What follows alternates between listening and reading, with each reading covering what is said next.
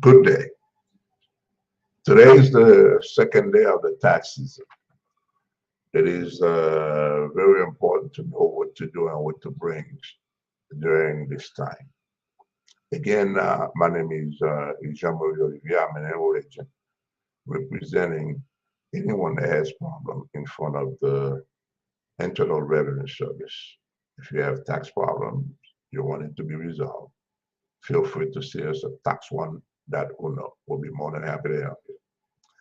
But for the second day of the tax season, one thing that we're going to talk about is mostly on the individual section. We know that businesses are also involved, but individuals seems to be simple and a lot quicker. But there are a few things that we all need to keep in mind. As I mentioned to you before, is not rushing to go to your taxes and try to get a refund. But if we have, especially if we have missing documents. One of the documents that I want to mention that is very important, we all know that we have to have our W-2s or our 1099s. Those are primary documents. Uh, some of us may have the insurance from the marketplace, which is the Affordable Care Act, as called Obamacare. It is very important to have the 1095A, that form that the healthcare.gov department probably have sent you. It's very important to have it because that piece of paper will create you some problem in your tax return. If you're getting a refund, you're not going to get it. As a matter of fact, you cannot even e-file the return without that information. Is going to be rejected. So you have to keep that in mind. Another thing that is very peculiar when filing individual tax return is if you have a problem of identification, ID theft, as they call it.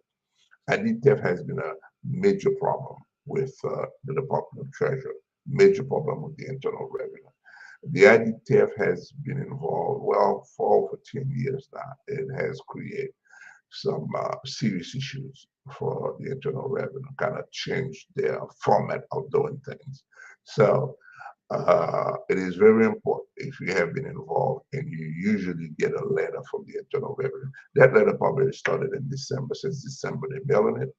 You cannot neglect that letter because without the PIN, you cannot file. And if someone try to file with your social without the PIN, you're not going to go anywhere. That's the reason the IRS has set up uh, their format is to help you that has been victimized. So it is very important to take that into consideration and do not neglect it. I know some of us, well, you see the letter, disregard it, and you're going to do your stuff anyway.